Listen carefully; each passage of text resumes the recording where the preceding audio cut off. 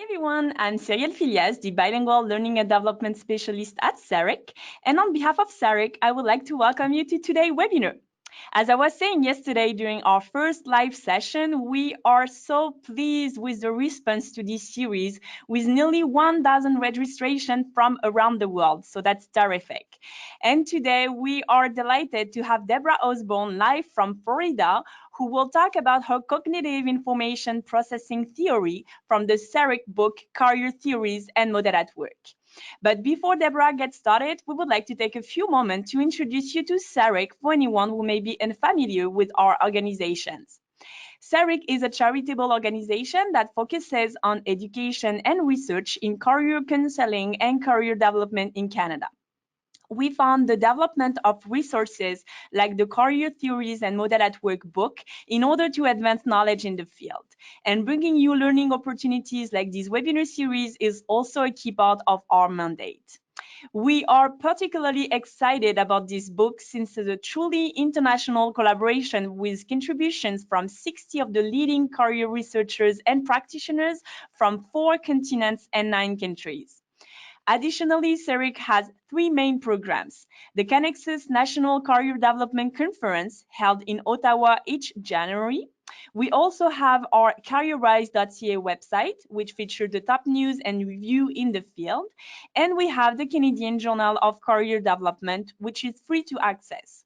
You can learn more about all of the CERIC work at ceric.ca. Now, some just quick housekeeping notes. If during today's webinar you have any questions, please enter them in the question box you see on your screen. Debra will respond to them throughout the webinar. At the end of the webinar series, we will email you a copy of the presentation slide as well as the recording of the 3 webinars. We also encourage you to engage with this webinar on social media using this popular Twitter hashtag that you can see on your screen. Bringing the Career Theories and Model at Work book to life will not have been possible without the tremendous work of the 3 co-editors, Nancy authors, Mary McMahon and Roberta Note. And today, I'm delighted to have Roberta Note with us, who will say a few words about the book and introduce Debra. So over to you, Roberta. Thanks. Well, it's lovely to be here, and I have my book in hand, and I just recently managed to get Debra's signature in the book somewhere. I've had so much fun doing book signings all over the world with some of the authors from the book.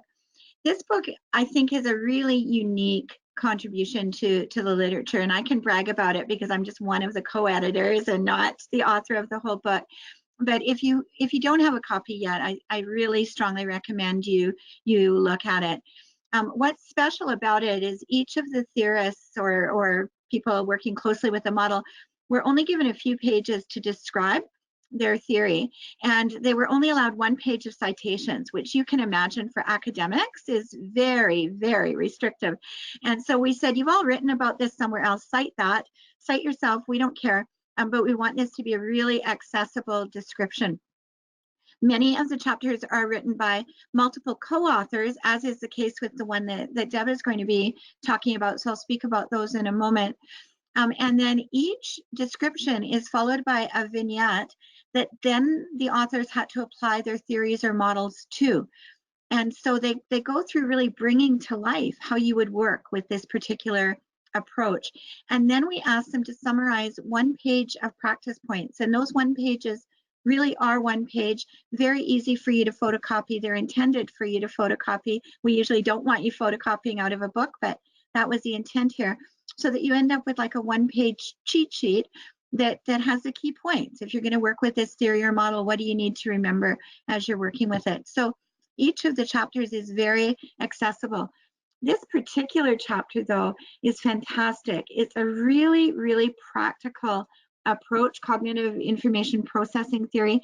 And Debra worked with some of the really big names in career development in the States. So she's got co-authors, Casey Dozier, Emily Yell, Seth Hayden, who's the president-elect right now for the National Career Development Association, Jim Sampson, who's done amazing work over the years, is really well known internationally as well. And Deb herself is a past president of the National Career Development Association in the States, which is a huge organization. Her PhD was in combined counseling and school psychology from Florida State University, where she's still working as an associate professor. And she's also a fellow of the NCDA, and we were just having a conversation about, what an honor that is and what that means. It's a big award that association gives out. Her research is mostly on factors looking at individual career development and really looking practically at what works. And I've heard Deb speak internationally at conferences and really learned a lot every time I've heard her speak, because she takes complex concepts and puts them into just really practical applied language that we can all learn from. And so I'm so delighted to be able to welcome her to this seminar, webinar series, and to have had the opportunity to just hang out a little bit with her when I was at the NCDA conference a couple of weeks ago. So thank you very, very much for giving up your time to do this for us, Debra. Thank you. Okay, let me get my slides up and running. Here we go. Well, thank you so much for honoring me with your presence. I'm just amazed that you'd want to come and join it and learn more about this theory. As Roberta was mentioning, the reason why I love this theory is because of the practical application of it to career counseling issues and to clients and the complexities that they face and that they bring to us. So I was very honored to do that. I should also mention Bob Reardon and Gary Peterson and Janet Lenz, who were all founders of this theory. There's only so many people you can put on a title for a chapter, so they were gracious enough to allow me the opportunity and the space to do that. So again, I'm very pleased to be here, very pleased to be a part of that tremendous book for all the reasons Roberta just said. The applicability and the being able to synthesize all that into one book is just what a treasure. So today our goal is to talk about this theory, and I've got some specific goals that I'm hoping that we can accomplish today. Basically, to review the main elements of CIP. I'm going to use that for short instead of constantly repeating cognitive information processing theory. Also, as I mentioned, just really how do we take this and use it in practice? And one of the goals of that theory is that it would be easy for counselors and career practitioners to use with their clients. So that it's not too heavy and do I have to remember 10 stages and all of this, but that it's a straightforward approach. Not only for myself, but then that my clients can take that and apply it to their own career decision, so they're not dependent upon me and coming back to me to get to the next step in their career decision. And then finally, I think it's really important to share research. A theory, if it's not producing research, if it's not testable, falsifiable, and so forth, then is it really a theory? And a lot of people would argue that it's not. So we have lots of research, and I'll give you a reference to that later, that you can come back and spend hours delving into what we're finding, but there's constantly research being generated on CIP theory. So I will share some of that, some that's very hot off the presses and not even quite off the presses, but in there. So we'll share that as we go. So those are our goals for today. The overall proposition is that the goal of our interventions that are based on this theory is to enhance our clients' capability as a career problem solver and decision maker. In other words, we want to make sure that they're able to make these decisions on their own, as I was saying. So the tools and the interventions that we use, they're all geared that way. It's a learning type of theory. There are three major components of CIP theory, and we're going to go into each of these in just a second. But on the left, you see the pyramid. It looks like a triangle, but you can envision a pyramid of information processing domains. I'll hit that in a second. The one that's right next to it is the CASVE cycle, which is a decision-making cycle. It is researched, and there's generating more research. We're focusing on that area to a large degree right now. But it's one approach to decision-making. You may have your own that you found is useful with your clients, but this is the one that goes along with our theory.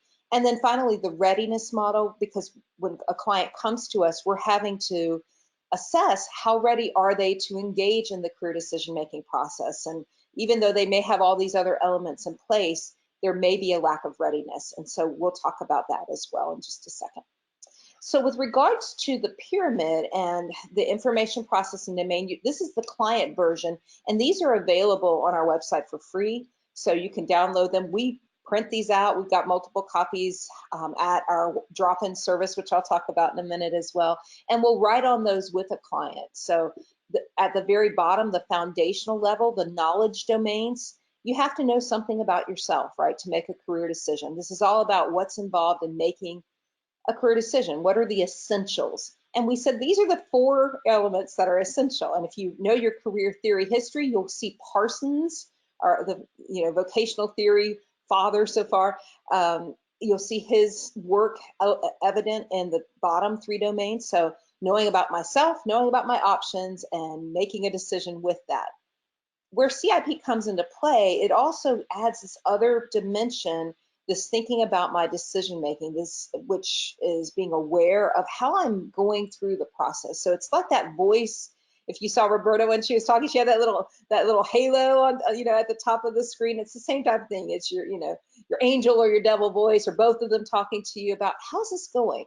How do I feel about my options? Do I feel hopeful that I'm going to be able to make a career decision? What do I think about the options that are out there? What do I know about myself? So it's that self-talk, and it's being aware of my self-talk. It's monitoring it. It's challenging it when it needs to be, because that's, according to the theory, impacts all these other elements. There is research that and this is one that's hot off the press, the Osborn et al. In press, looking at the relationships. I'm going to go back up just for a moment, among all 4 of these variables, because the theory says that if you know something about yourself, guess what? That's going to help you learn more about your options. Well, how does it do that? We don't know exactly, but we do know that if I know that I really value travel, when I'm looking at certain occupations, I'm evaluating those options in terms of travel. I'm evaluating my training and education options. As I learn more about my options, we know that they're correlated to my knowledge about myself. I look at a description of occupational information, and I say, ooh, that doesn't sound good. Well, I just learned something about my interest, or I don't think I can do that. I've learned something about my skills. All of those feed into decision making. So the more I feel confident in my decision making ability, the more likely I'm able to make good use of the knowledge of who I am and knowledge about my options.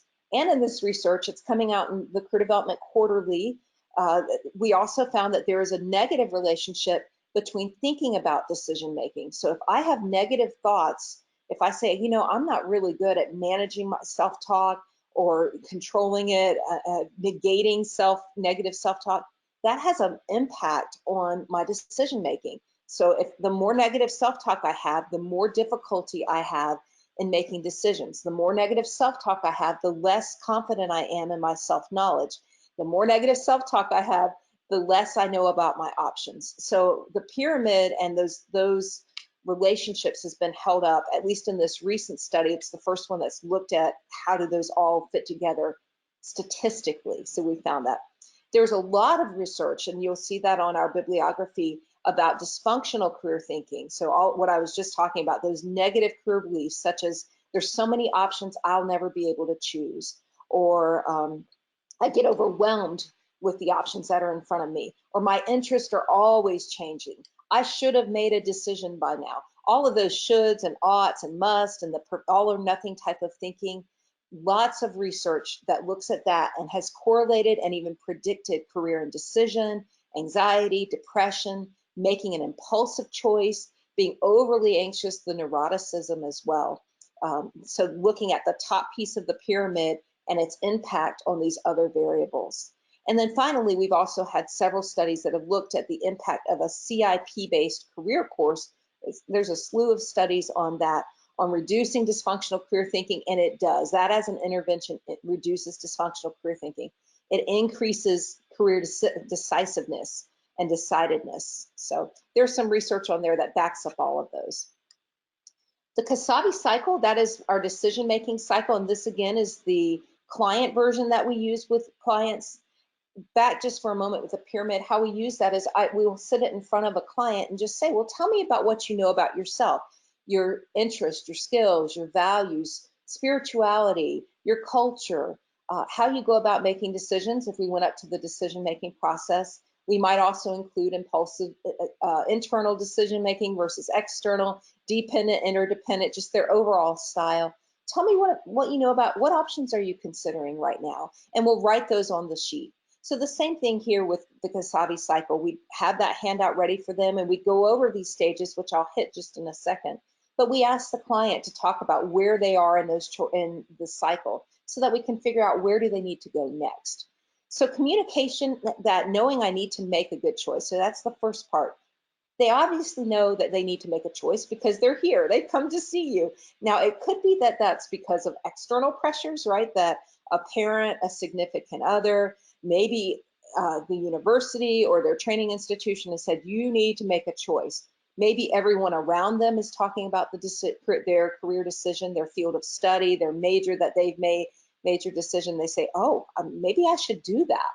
And so there's an external push that says, I need to go see a career counselor, a career advisor, career practitioner. It could be, though, that there are also or exclusively internal cues. Usually it's a combination of both, which is how we treat the person holistically. We look at external and internal. So I'm starting to feel anxious that I haven't made up my mind yet. Maybe it's gotten to the point where there's some physical parts that are going on, that I'm unable to sleep, or I'm unable to eat, or I'm sleeping a lot more because I want to avoid making this decision and it's weighing on me. There's the anxiety, maybe feelings of depression and so forth that are going on. So there may be some internal cues as well. Whatever those are, that leads them to the next stage of, okay, I need to figure this out, which is the analysis stage. Who am I and what are the options that I see in front of me? And so at this point, I would have asked them the first questions about the internal and external cues that they're needing to make a decision now. But then we'd move into, well, tell me what you know about yourself, which was that self-knowledge piece in the pyramid. Tell me what you know about your options.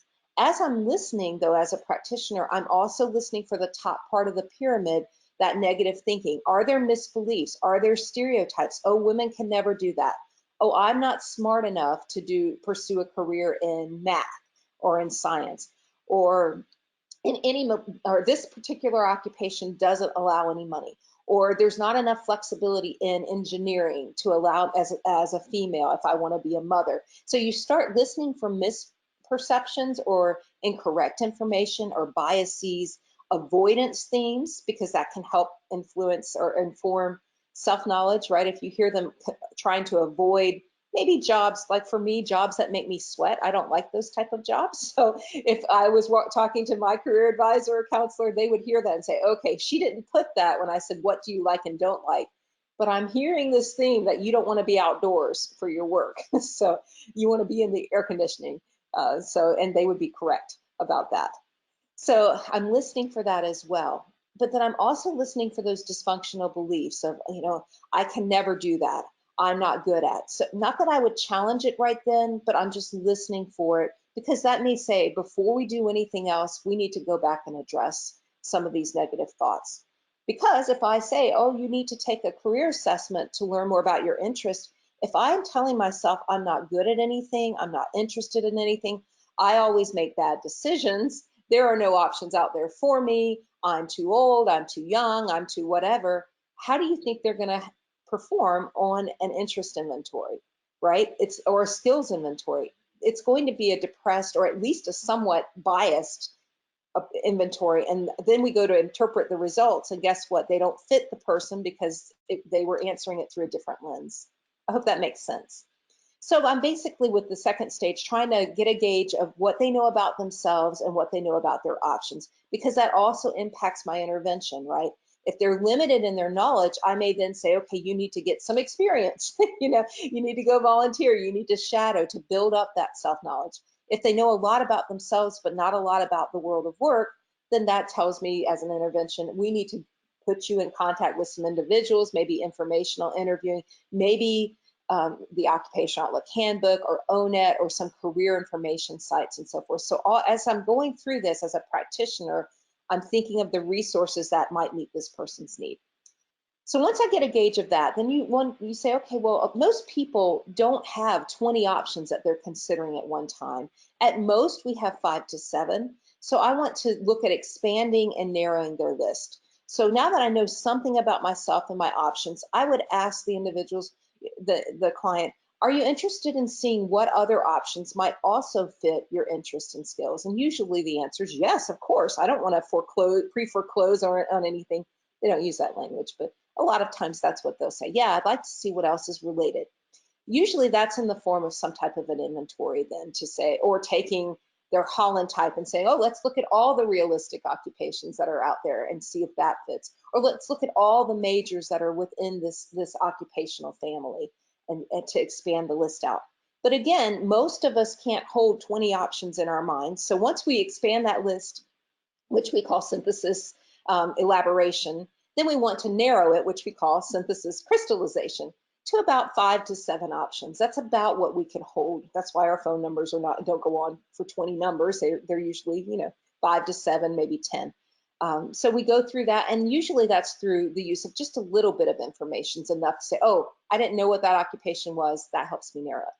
When I get to 5 to 7, then I move to the valuing stage. And that's where I'm trying to narrow down to a first choice and maybe a backup choice or 2. Definitely one backup choice in case the first one doesn't work out. But that process of choosing, that valuing, it really is just what it sounds like. It's looking at my values and saying, what's important to me? What are the essential values that I have? What are the pros and cons if I choose option A, option B, option C, option D? Well, in order to do pros and cons, I need to know what's really important to me. Is it important to have achievement? Is it important to have a certain salary, being able to travel, being able to have independence on the job, and so forth? But it's not just about me, right? In terms of what's important to me, we are complex individuals. We live in a complex world, and just within our own family. So I say, what are the pros and cons to myself? What are the pros and cons then to my family or my significant other if I choose option A versus B versus C? And then finally, what are the pros and cons to society? If I choose to become a doctor or a physician over becoming a professor, over becoming a teacher, what are the pros and cons to society if I choose one of those routes instead of the other? Not that I can't change, but in reality, it takes time to go back and change a profession. So once I've narrowed that down, then I say, okay, this is my number one choice, then we move to execution, where we attempt to try it out. And that's either through shadowing or volunteering.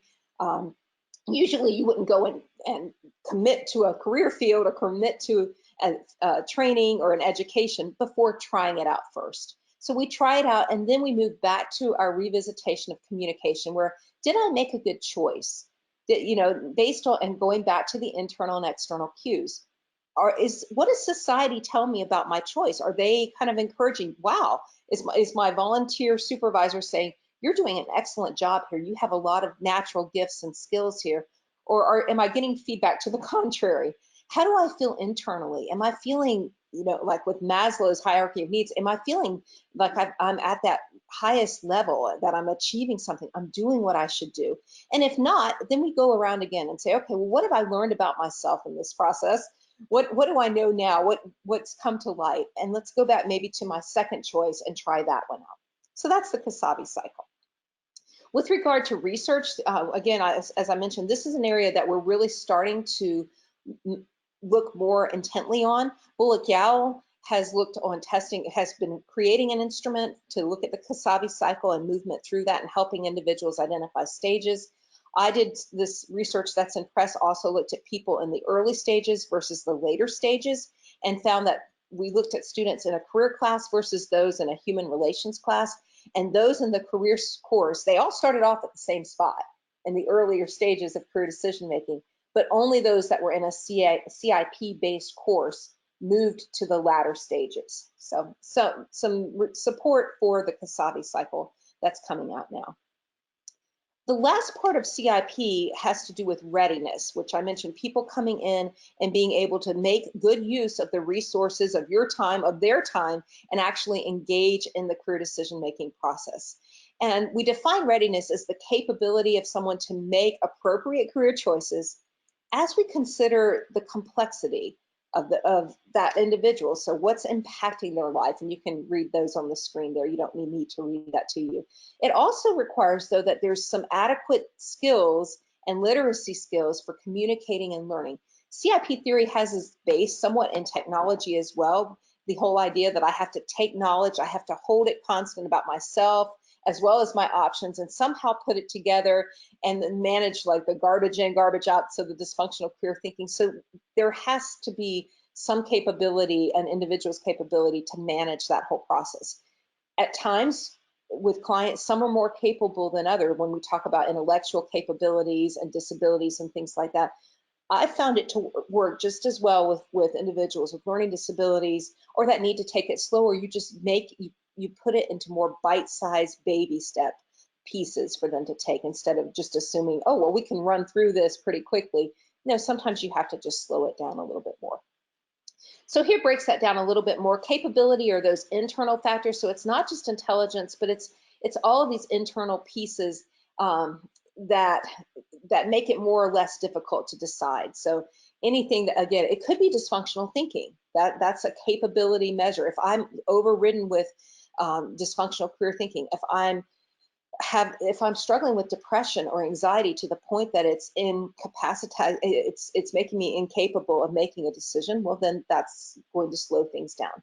Complexity are those, again, those external forces that may impact the decision. So here you see how they play out. They're kind of on a modal level here. So complexity could be either low or high.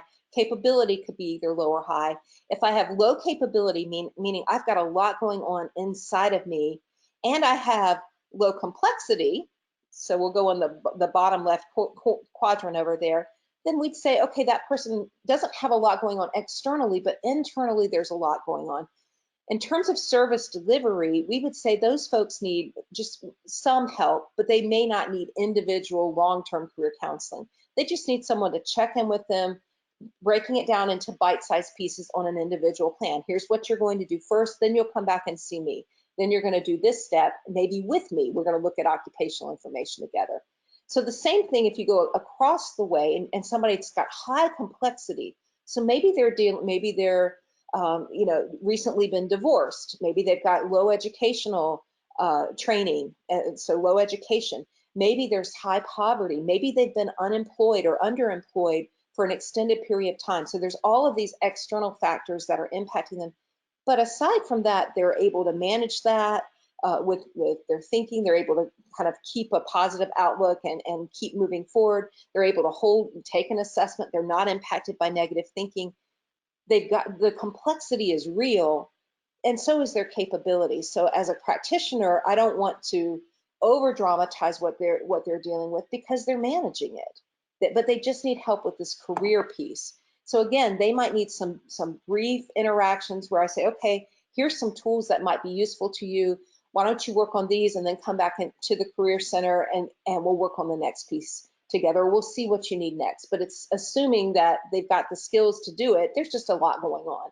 So we want to check in with those, but that's not the overarching piece of what we're doing. Okay, the fourth quadrant on the bottom right, the high readiness. So that's somebody that's low complexity, so not a lot of external pressures, and they're high capability. Those individuals are pretty much self-directed. You may still give them a plan. Here's a resource for writing a resume. Here's where you find information about employers. Here's a guide to making a good decision. Work through that. If you've got questions, come back and see us. But they can pretty much handle this on their own. And we know our FSU at Florida State, we have over 40,000 undergraduate students. We served about 19,000 that come through the doors and unique visits for career counseling. And I'll share the model by which we're able to do that. But the majority of our folks don't need our help. The majority of our undergraduate students don't need it. So we want to make sure that we're using our resource, which are career counselors, our practitioners, and so forth, to attend to the needs of this other group that do. So majority of the students are in self-help mode or able to find the information on their own. But the people that are coming to us find themselves in one of these areas, which is the last quadrant over on the top left. So if I am low capability, I've got a lot going on internally, and I've got a lot going on externally. If those of you familiar with Kurt Lewin and his theory, the force field analysis, a lot of things are pushing and pulling on me on the inside. A lot of things are pushing and pulling on me from the outside. Of course, that individual is the one that we give the highest resources to, the most costly resources. which is my individual 1 hour appointment time. So, you know, because we've got to give them some skills to build up to be able to manage that, and also need to attend to some of the complexity that's going on. Okay, so that's the readiness model, and that's how we determine who's ready to jump right in and take an assessment, who might need it to be broken out a little bit more because of either the complexity or their own capability index, and who needs it to really go step by step with a counselor by their side. So that's how we break that out. This is what it looks like in our center, and I'm sure, you know, of course it's going to look different in your center, but an individual would enter into our center. They immediately would go through a brief screening, which is about 15 to 30 minutes max with whatever career advisor happens to be on desk. They may have to wait a few minutes, but usually we've got 2 or 3 there. Based on that brief screening, then we either move them on to self-help, which could include a plan. It might not. It might just be saying, okay, here's the, you know, here's this resource. Here's how you use it. If you've got questions, let me know. Based on the readiness model we just saw there. If the brief screening just kind of asking what brings you by, you know, what options are you considering, what information do you need to help you. If based on that we get the sense, no, this is a little more involved, they would either go to the brief staff assisted model, which would be meeting with a career advisor for a few minutes, coming up with a plan of action to help address their needs. And then they work on that and then come back maybe to a different career advisor, maybe on a different day, but it's usually, again, 15 to 30 minutes. Then that would be one option. The other would be the traditional career counseling mode, where they would set up an appointment with a 1 hour weekly appointment with a career counselor or career advisor.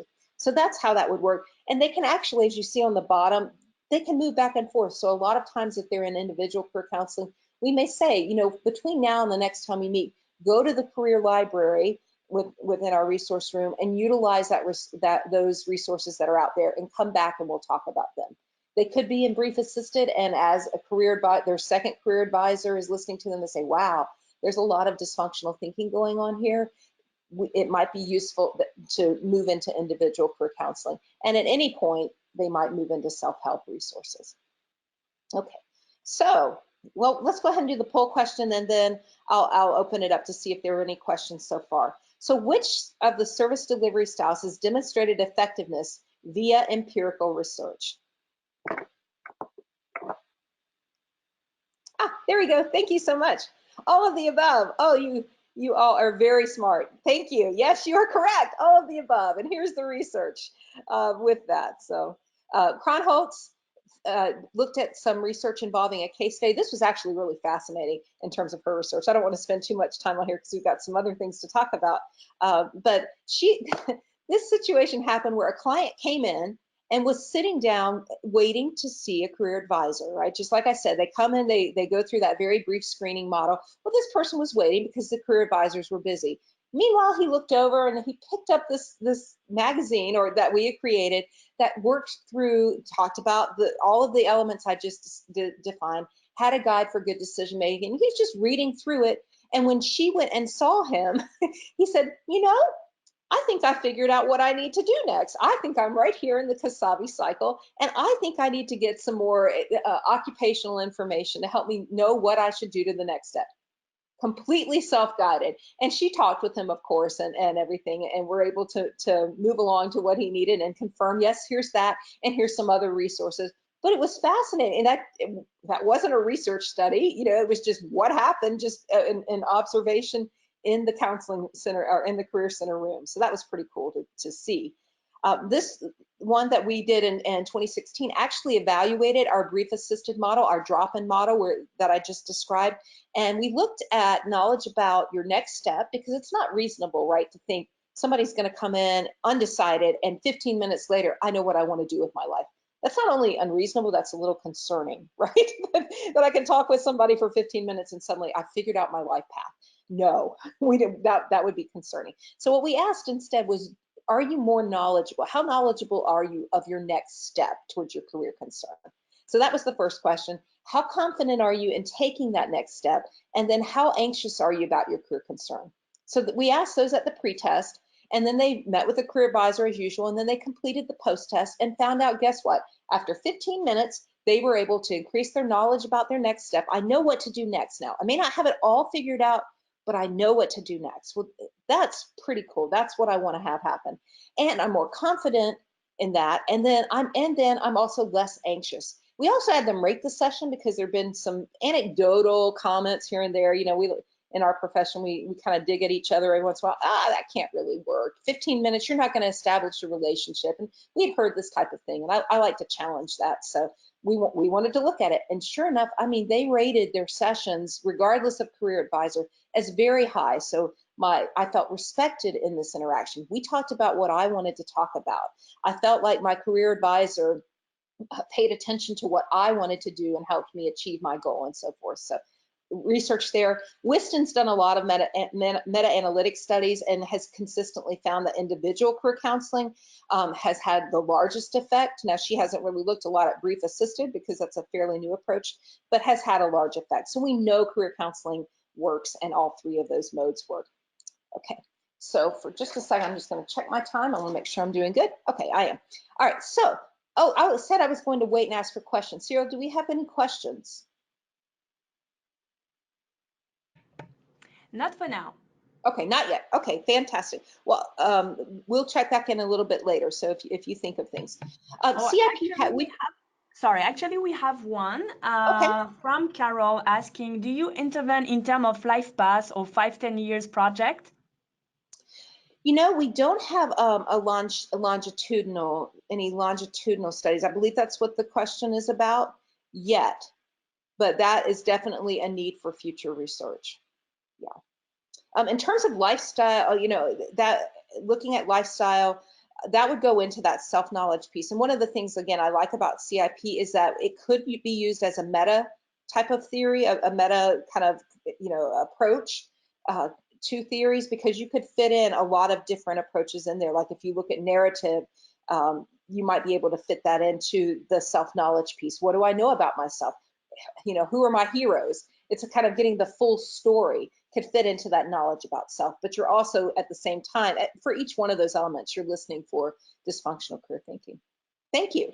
Thank you for that.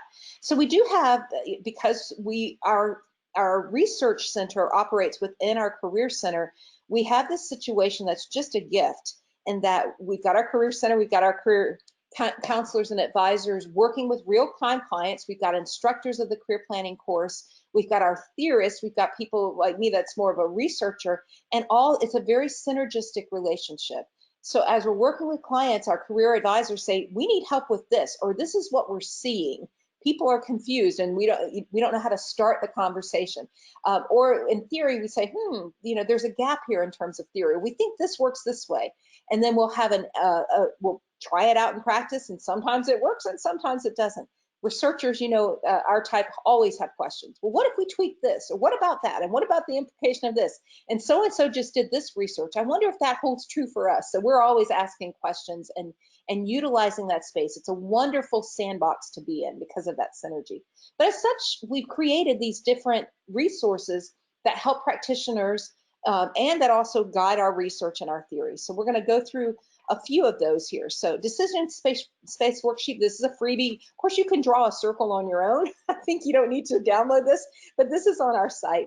And we'll get into the instructions in just a second. But you can see there's actually a manual that goes along with it that, again, is free on the site that looks at that capability and that complexity, but really more the complexity piece of it, right? What all is going on that's impacting my career choice? It could be internal as well. So we asked them to list those out on that first piece. We asked them to indicate a balance where possible. Is it positive, negative, or neutral? So if I put finances down, and that came from a career advisor that said they put finances down, I assumed it was a negative, and as we started talking, realized, oh, it was a positive for them, that they had support to choose whatever they wanted.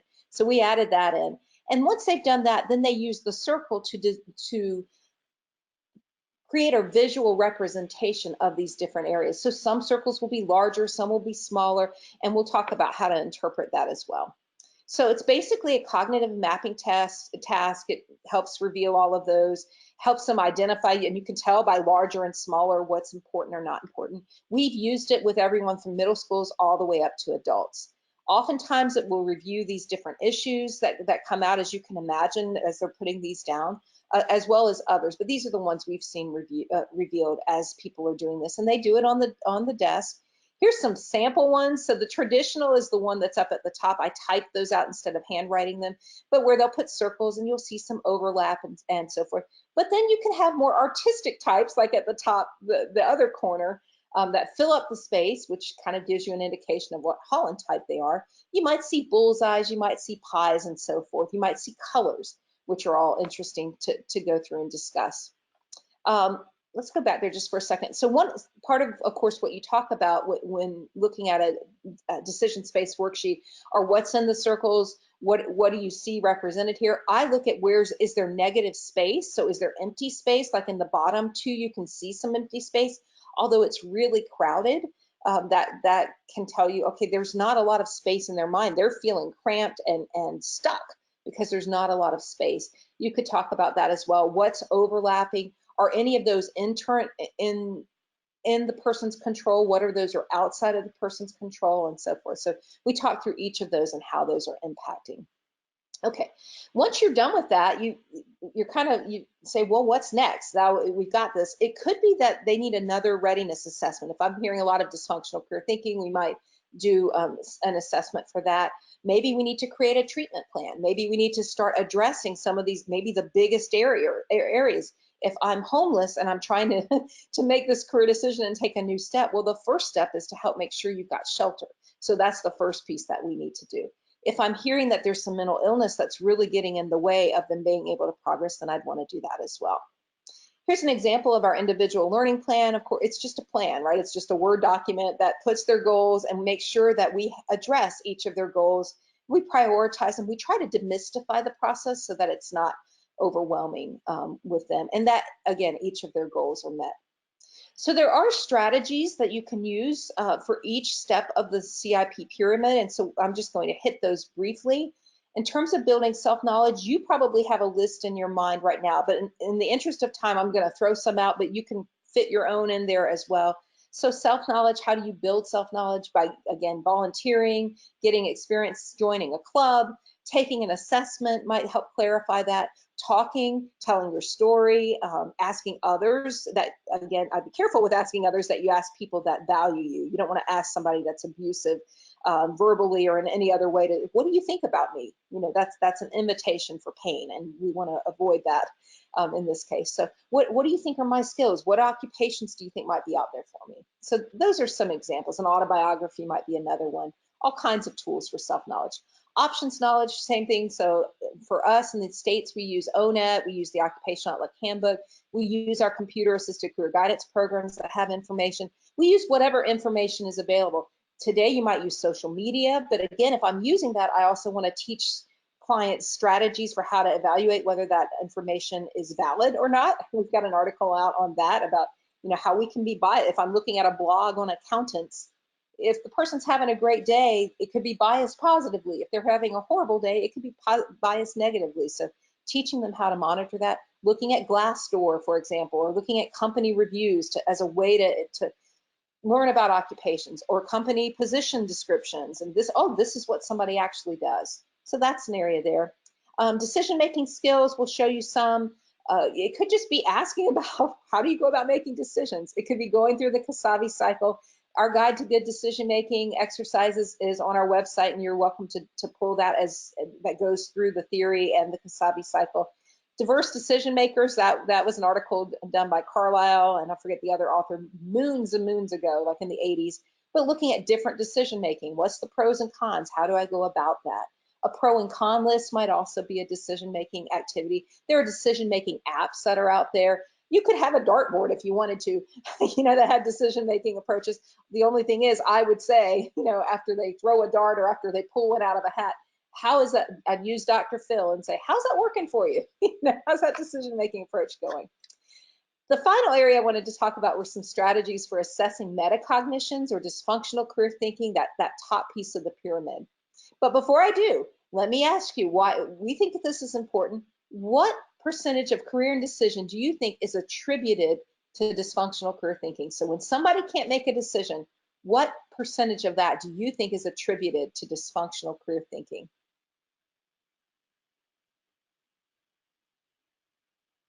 Okay, 75%. We got a bit of a spread on this one. So let's see what the results are. Well, the majority won again. Let's go back there.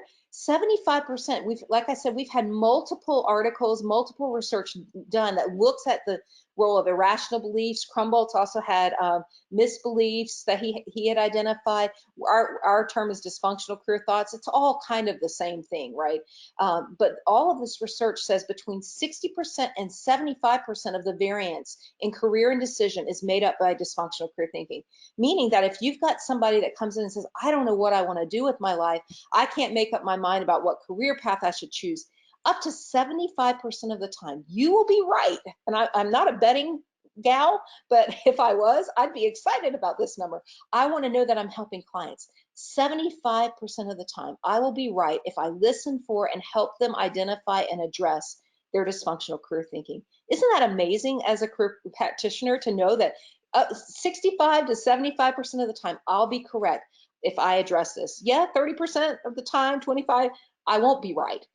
If they're not saying anything that indicates that there's negative thinking going on, if I ask them about that and they deny it, then I don't go there. But 65 to 75% of the time, I can help somebody become more clear in their direction about their career choice by identifying and helping them challenge dysfunctional career thinking. It's amazing. That's pretty amazing research. So regards to this, you can see my little PowerPoint coming down here. Negative thinking impacts everything, as I mentioned, and we found that out through that research that I had mentioned before, that yes, there's a negative correlation between dysfunctional career thinking and my knowledge of self, options, and how I make decision making. It really does impact. We have an inventory. Now, this one is not for free, but it costs a lot to develop valid and reliable inventories.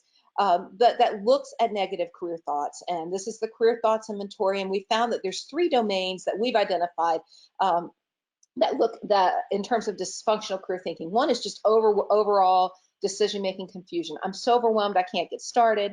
The second one is commitment anxiety. I've got all the information, but when it comes down to committing, ooh, what if I missed an option?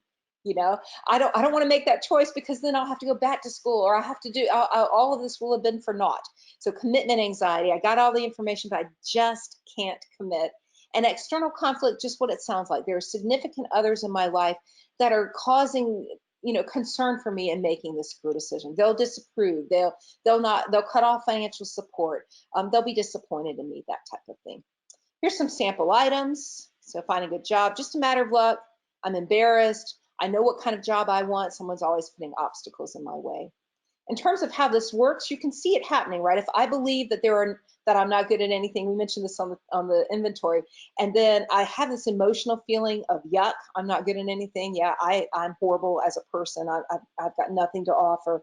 Then it has misguided behaviors. I take the test or the inventory and I mark it in a way that really isn't true. It's not reflective. I could be interested in this. I might be good at this, but I'm just down on myself right now, and so it impacts that.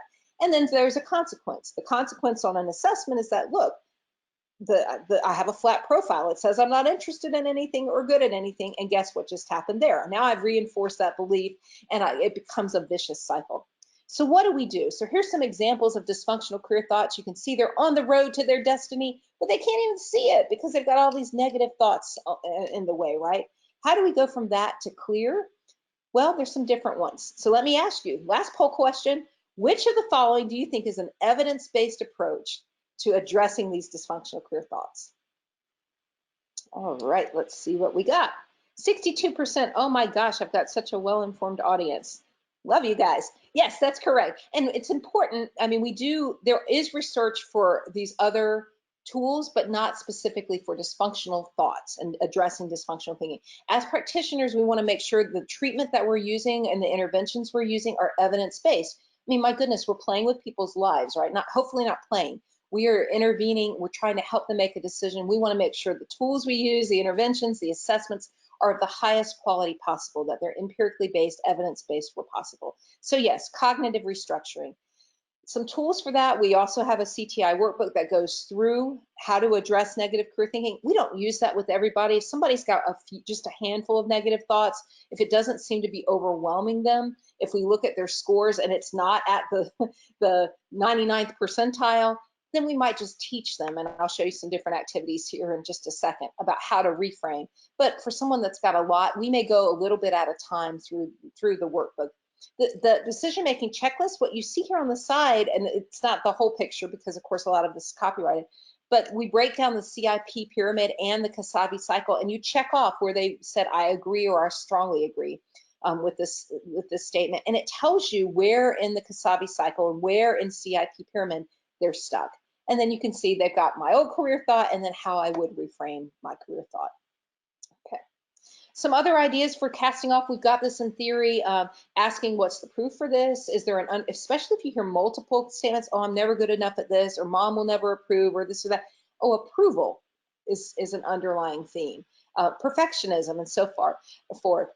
Making the connection between the thinking and the feeling and then the behavior is often important when you're looking at cognitive theory, cognitive behavioral theory, and then helping them reframe it into something that's positive, but not like Pollyanna, like, oh, I make great decisions. I am good at everything, because that's not true, and people know that's not true, right? Instead, it's what's productive, what's truthful. I may have made horrible decisions in the past, but I'm learning how to make more informed decisions. That's a truthful reframe, right? That hopefully they're learning how to do. Albert Ellis had the DIBS method, which, you know, we can go through it. What's the belief? Can I support it? Where's the evidence of the falseness or the trueness of it? It's probably not all false. They probably have some evidence that it's true, but is there evidence to the contrary? And then dispute it. What's the worst thing that could happen if this belief is true, if it's not true? And so he suggests practicing 10 minutes a day and asking that question. So what if? So what if this is true? You know, then what happens? And what if that happens? So what if that happens? You know, and you go to the point where it almost becomes, the client realizes it's not the biggest deal if this outcome happens. You know, I can manage this. Identify, challenge, alter, and act. So identify the belief, challenge it, alter that belief, and then acting on that belief. Here's another way to go about it. You start with a dysfunctional career thought and you work your way through. In terms of the theme, underlying theme, and really, we don't want to make assumptions. That individual's theme may be different, even if it's the exact same statement, right, as somebody else's. As their feeling will be different, it's unique to them, as their reflection would be different. So this is what that may look like. Again, you can see it's just a simple table. So I like the practicality of it, that I can create a table. I don't need to purchase things. It's helpful if you do, you know, but if not, if I'm limited in resources, then you know, I use what I can use. Research on our interventions. Steve Brown had noted, in one of the renowned researchers in our field, that CIP is probably the most widely studied career theory with regards to career interventions. And then on the bottom table, I know you can't read that, but that was that study I mentioned about knowledge of next steps and confidence and anxiety. We've also got international studies as well that provide evidence that CIP-based approaches are efficacious. So in summary, and then I'm going to open it up and see if we have any questions. CIP, what I love about it is that it's simple. You know, maybe surprisingly simple, or you know, comes across as simple when there's really more complexity to it. But it imposes a structure and allows you to remember. You can remember a pyramid. You can remember 4 elements, and so can our clients. So it helps provide a guide. That second point of where is the client and where do I go next? I don't have to remember a lot of different stages. It has these tools that you can use and apply. And then it continues as a theory to generate research. And we do have an ongoing bibliography as well, which is at the Tech Center here. If you see the website at the end, you can look there, and under resources, you'll see we look at Holland research, and we also look at CIP, and we look at technology as well. But there's a bibliography that's there. So that is the presentation. I appreciate you sticking with me, but I'll open it up at this point. I think we've got a few minutes for questions. Thank you very much, Debra. And yes, you're right, it's now time for the question, and I'm happy to say that we got a lot, so we will cover a few of them. And I recommend you all to reach out to Debra. We share her Twitter profile, and I'm sure she will be happy to address your questions. Okay, so the first one for you, Debra, is coming from Marilyn, asking, my question related to high school student. I work for a school division in Canada. We have career development classes for grade 9 and 10 students. How can I make these information you are sharing relevant for grade 9 students who are low in readiness scale? Okay. Wow, that's a loaded question. Thank you, thank you, Marilyn, for that.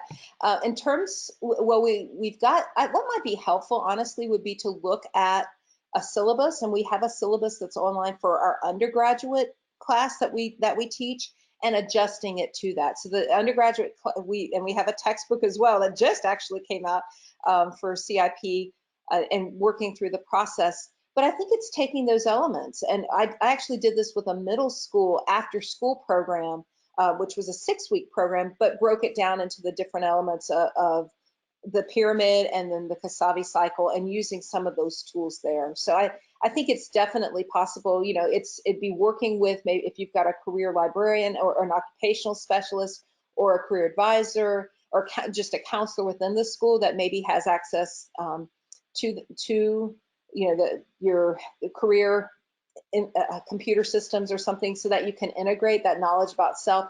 And then here's the next step. I think the main part, that's makes sense to me, would be showing them the process. I think demystifying the process really helps. Here's what we're doing and why. Here's how we get there and why. So we're going to start with knowing about yourself, and maybe that expands for several weeks and involves activities that you already have and that you love using and that you know that you enjoy using. You know your students much better than me. And then say we're going to spend the first several weeks on self-knowledge. Then we're going to spend some time on options knowledge, whether that's occupations or education. Now we're going to look at decision making, and kind of breaking it down that way might be helpful. Thank you, Debra. We got a question from Vinette.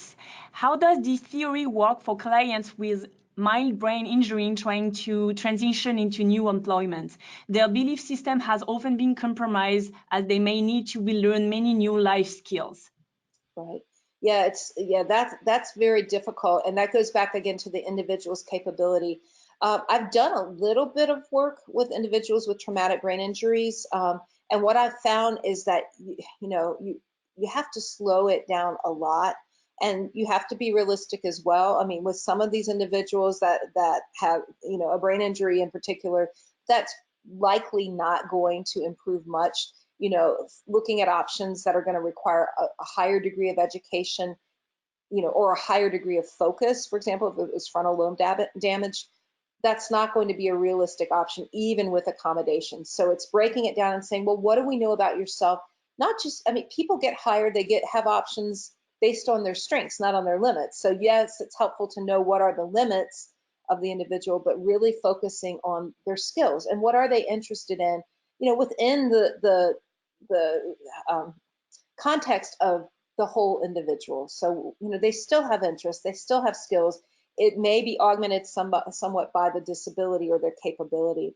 But let's look at that. Let's break it down. And again, it's taking it slower. I had one client, a counselor I was supervising with a client with a learning disability in particular, that they were just doing a resume critique, but this person could not work outside of session. So every week we're working on your career objective today, and just working on that piece. We're working on the very first job entry together. So it was really breaking it down. We've had nonverbal clients. Again, I found that you're able to adjust it. So self-knowledge for nonverbal clients, using more art therapy type of approaches. So drawing out. We had one that looking at ONET and occupational information, he would not talk at all, but when you pulled up the computer and scrolled down, he would point at information. That also told us a card sort was a great activity. He got very engaged in the card sort because he didn't have to say anything. So I think there are ways to adjust. It's just using what you know about your individual client and adjusting. Thank you, Debra. And we are going to take the last question for today. Sorry for those who were not able to answer your question. Again, feel free to reach out to Debra. I got a few comments and questions. Where can we get the CTI workbook and test? Where can we purchase them? Those are available at Psychological Assessment Resources. So PAR, I think it's PARINC.com. So parinc.com, and it's the Career Thoughts Inventory. They may send you, one for, like a review kit for a reduced cost, so you can see what all is involved and see if that would be useful for you. Thank you very much, Debra, and thank you for all your questions. For the audience, that was great to see a very good engagement again today. And Debra, thank you. That was very interesting to learn more on the CIP theory and how career practitioner can use this theory to help their clients. So thank you for your presentation. Thank you for having me. Now you can learn more about the Career Theories and Model at Work book, including how you can get your own copy at ceric.ca/theories. And because we are working on next free webinar series featuring more authors on the book, we encourage you to visit our website and subscribe to our newsletters on ceric.ca/webinars. As our webinar series continue, we'll see you back tomorrow, Thursday, July 11, for our final webinar in this series with René Kelengel, who will talk about the career writing method. Now it's time for you to tell us what you think of this webinar today. So a short evaluation survey will pop up on your screen as soon as the webinar ends. We really appreciate you completing it to provide us with your feedback. Thank you everyone for joining us today and have a good day.